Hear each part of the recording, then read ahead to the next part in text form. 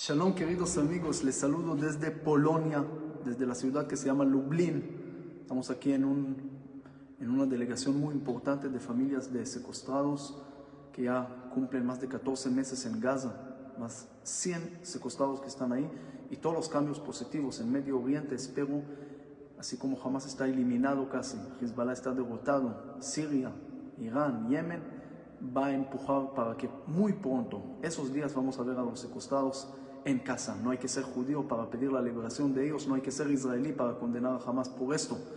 Pronto vamos a tener buenas noticias, pero estoy aquí en la yeshiva que se llama Chachmei Lublin, los sabios de Lublin. ¿Por qué es un lugar muy importante y cuál fue el cambio drástico de la historia del judaísmo de este lugar? Resulta que un rabino se llamaba Meir Shapira Lublin en 1923. La Torah oral tiene la Torah, que es la Biblia, 24 libros, lo que sabemos, pero hay también la parte de la Torah oral que fue desarrollada en el exilio en diferentes épocas, hasta también después de la destrucción del templo, en Babilonia, el Talmud de Babilonia y el Talmud de Jerusalén, que fue sellado 100 años antes del Talmud de Babilonia. El Talmud de Babilonia es un Talmud muy difícil a veces de estudiar todo, como dice, está en chino. O sea, tiene 2711 páginas y está en arameo y es muy difícil estudiar y hay mucha gente que dice, ¿cómo vamos a estudiar todo esto? Por eso casi nadie estudió esto hasta 1923, que este rabino, como le voy a enseñar, Rabbi Meir Shapira de Lublin, trajo esa gran idea y dijo, no hay que estudiar todo el Talmud, es difícil, es muy grande, estudiemos una hoja diaria. Hasta hoy en día, yo estuve en Australia, en África, en Asia, en América Latina, en Estados Unidos, en Europa. En cualquier sinagoga que entro, están en la misma página de todo el mundo. Hoy estamos en el Tratado de Baba Batra, que es el tratado más largo, tiene 176 páginas, estamos casi al final. Y la parte o el círculo número 14 desde esto.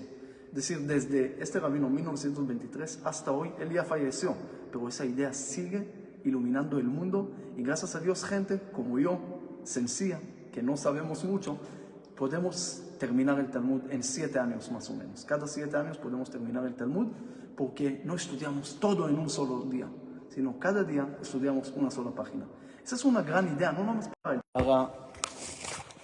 también para cada uno de ustedes, de nosotros, en la vida. Tenemos tantas cosas que a veces decimos, ¿cómo vamos a lograr todo ese trabajo? ¿Cómo vamos a lograr todas esas cosas tan grandes, tan fuertes, tan difíciles? Porque a veces nos parece demasiado grande, como la vida. Pero tenemos que entender, no tenemos que terminar todo en un día. Roma no fue construida en un día y Jerusalén no fue destruida en un día. Todo es un proceso en la vida. Un niño no nace y al segundo empieza a hablar y a caminar. Tarda tiempo. Dios no creó el mundo en un instante, en varios días, varias épocas. Y así, el sol no se para en la mañana y ¡boom!, está en la mitad del cielo. Todos son procesos. En la vida tenemos que entender este concepto. Para mí es el concepto tal vez de los más importantes de la vida. La hoja diaria del Talmud y la acción pequeña de nosotros cada día. Llámenlo el efecto de la mariposa, del murciélago, la teoría del caos, como lo quieran llamar. Pero al final termina siendo la misma idea. Grandes cosas empiezan por pasos pequeños. Eso es justo lo que leímos en la lectura semanal de Jacob, que está soñando del sueño donde ve la escalera donde los ángeles suben y bajan. Bueno, no encontraron los arqueólogos ¿cómo se llama? Oh, estoy muy cansado por los viajes y esto. Esa escalera, no lo encontramos, pero encontramos el mensaje. El mensaje es, no subes al cielo en un segundo. Nuestras piernas están abajo en la tierra, la cabeza llega al cielo cuando estamos haciendo paso a paso. Los países en la historia que no sabían este mensaje de los pasos, fracasaron. En las revoluciones de Inglaterra, 1642 y 1776 en Estados Unidos, lograron a formar una sociedad buena. En cambio, en 1789 en Francia y en 1917 en Rusia, fracasaron después los años de terror en Francia y los millones que desaparecieron después en la época de Rusia del comunismo. ¿Por qué? Porque Inglaterra y Estados Unidos estaban basados en ideas de la Biblia, que todos son procesos. No se anularon la esclavitud en un día, no se anuló nada en un día, en los sacrificios, todo fue en un paso. Dios le dijo a Abraham, no sacrifiques a tu hijo, porque todos sacrificaron, y poco a poco fue eliminado esa idea. Lo mismo también en la esclavitud. La Torah no dice no tengas esclavo, puedes tenerlo, pero hay condiciones, y cada vez metió más condiciones hasta que ya no valió la pena tener esclavo, y así se eliminó la idea. Y así el mundo. En cambio, en Francia y en Rusia se basaron en ideas de filósofos como Rousseau, Marx, que son ideas lindas, lógicas, pero querían cambiar el mundo en un instante y por eso fracasaron. Esa es la idea. Le quiero mostrar un poco de la sinagoga que está aquí.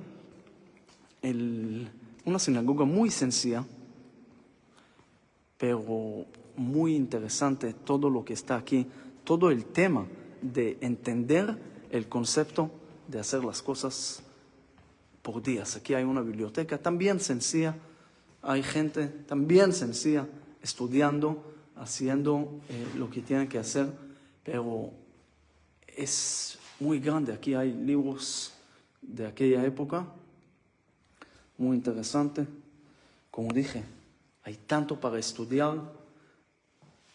Aquí está Meir Shapira cuando se declaró en 1923 esa gran idea de estudiar poco, pero al final termina siendo mucho, porque nuestra vida es el secreto de la vida, la escalera de Jacob, la hoja diaria del rabino de Lublin, y ojalá que tengamos la fuerza de aplicar ese consejo y entender grandes conceptos con pasos pequeños en la vida. Si podemos lograr tener bastante cuando caminamos paso a paso. Bendiciones.